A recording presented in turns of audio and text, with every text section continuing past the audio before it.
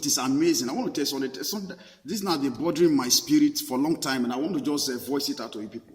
It's amazing to me. It's so surprising to me that when people come to me and tell me, does God exist? And the funny part of this is that most people that ask these questions are young, are matured people that are matured. They ask these questions. People came to me and does God exist? But sometimes when I look at them, initially when they ask me, I just laugh. I laugh because I look at the person asking me the question versus the age, versus his age, his or her age, asking me, does God exist? Who is giving you people all this mindset? Who is giving you people? Who is deceiving you people? It's just like somebody telling somebody that your own biological father does not exist. How will you feel? No, if the God that created is not exist, then who exists? Is the idol that your father said that almost destroys your life and destroys your family? Okay, that is what exists. He said the living God does not exist. See, don't allow somebody to deceive you. I'm telling you the truth. Don't be deceived by a lot of philosophers, a lot of teachings, a lot of this is exactly what Paul the Apostle was warning. Paul the Apostle told us that we should be very, very careful about vain teachings, philosophers.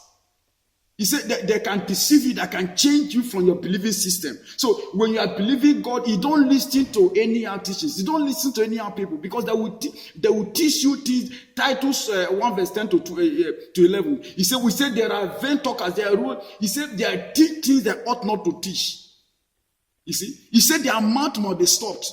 And true to their mouth must be stopped because they are really destroying the image of the body of Christ. How can you tell a grown-up man that God does not exist and he will digest it and carry that mindset everywhere you go, and you see him walking towards what he believes? So let's be very, very careful. How can you tell me that the God that created the heaven and earth does not exist? Who is giving you those advice? Who is giving you those? Everybody cannot advise you. Everybody cannot talk to you. Don't believe any thing you see. Mostly on the social media, you see a lot of things flying on social media and telling people that God does not exist. That they're bringing something that is negative, all manner of negative things against God. The God that created you. Is it because the Bible said that He's God of He's slow in anger? And I also want to tell you that the God is the one that maketh alive and killeth. Are you hearing me? So don't be deceived. Don't be deceived. Don't be deceived. There is God, a living God for that matter. There is God, there is a living God. He never fails. He is the one that created the heavens and the earth. Don't allow somebody to deceive you. Don't abide with those deceptions. Don't patronize them. What they are hawking, what they are selling is destiny killers. What they are selling is family killers. What they are selling is future killers. What they are selling is life killers. Don't patronize any of these people that will come to social media and tell you that God does not exist. God this. If God does not exist, who exists? Is it the God? Is it the dead God they serve? Is it the God that serve that cannot talk? Is it the God that serve that cannot speak? Is it the God that serve that cannot even hear? Doesn't even have ear. Okay, that is what exists. If the living God does not exist, is the dead God exist? One of the characteristics to characterize a living thing is what? Is growth. You must have life inside you. So the God that created you and I, which is the God of heaven and the earth, have life inside him. So he exists.